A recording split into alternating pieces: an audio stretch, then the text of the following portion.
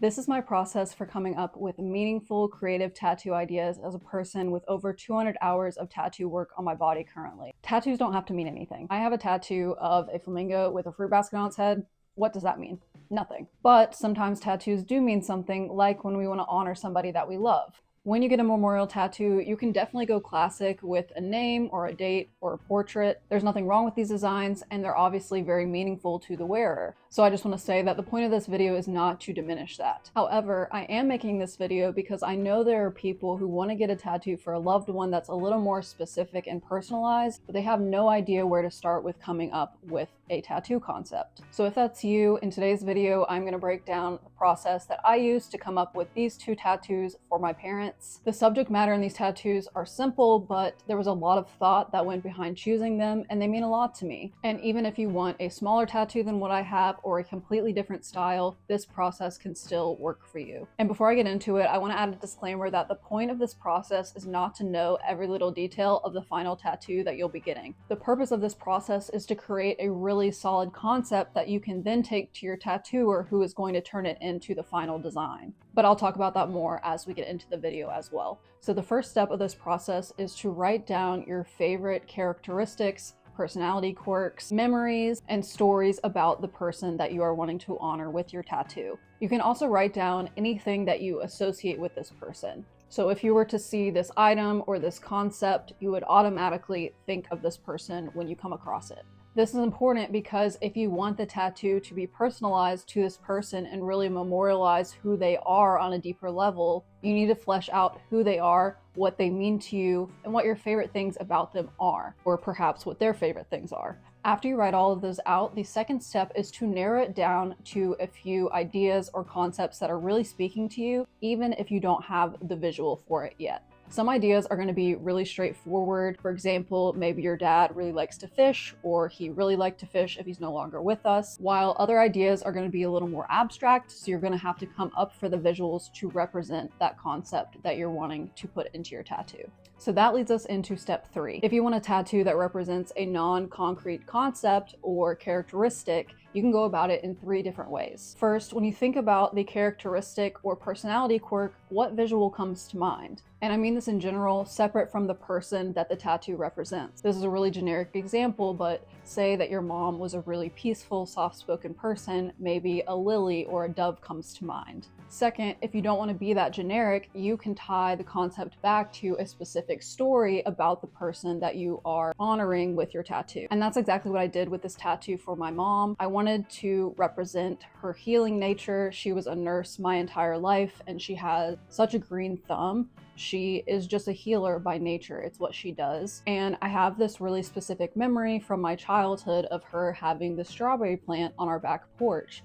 And there was a praying mantis that lived in that plant for weeks and months, I think. I'm not really sure exactly how long, but he was living in there, and my mom would talk to him and he would turn his head and look at her. And it was so obvious that he felt very safe there and knew that she wasn't going to hurt him in any way. And I just thought that was such a physical representation of that part of my mom that I love so much, and it was something that I wanted to reflect in the tattoo. And the third way to go about representing a non-concrete concept in your tattoo is to research. Look up symbols that represent the concept that you are trying to show. And I don't just mean symbols like this, I mean nature or objects. People have been giving meaning and symbols to different objects and animals and plants throughout history. So a Google search can give you a plethora of ideas, and that's exactly what I did with my dad's tattoo. Something I really admire about my dad is his work ethic and his steadfastness in his work throughout his life.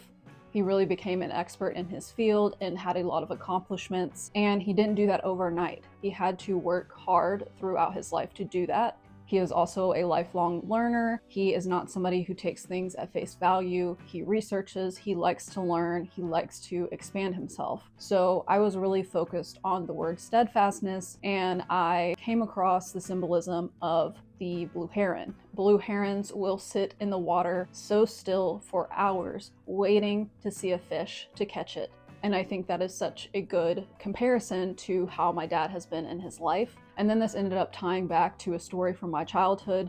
The first time I ever saw a blue heron, I was on a camping trip with my dad. That was not intentional, but it's just interesting how that tied all together. So doing research and looking for that kind of symbolism can really help you come up with a super meaningful tattoo concept. And the fourth step in this process is to be flexible in collaborating with your tattoo artist on the design. So originally with the design for my dad's tattoo, I wanted to have it fighting a snake because I thought that would look sick. But once I got to my appointment, my tattooer explained that it was just gonna make more sense with the placement on my body to just do the blue heron by itself and perhaps add the snake in a different spot later. And I ended up liking the design much more, and I understood where he was coming from. And so a bit of flexibility is gonna help you get the best tattoo possible, which is why I said don't use this process to come up with every single little detail, because we are not tattoo artists, we are clients. It's our responsibility to have a solid concept and to let the artist, with their style and their expertise in that style, decide what the best design is going to be for your placement and for your concept. And I want to add that while this process is really great for memorial tattoos, it's also going to work for any meaningful tattoo idea that you might want to develop. I have a tattoo for something significant that I've overcome in my life, and I use the same process. Maybe something significant that you've achieved that you want to memorialize. Really feel free to use this however you think would be helpful for you in your tattoo journey.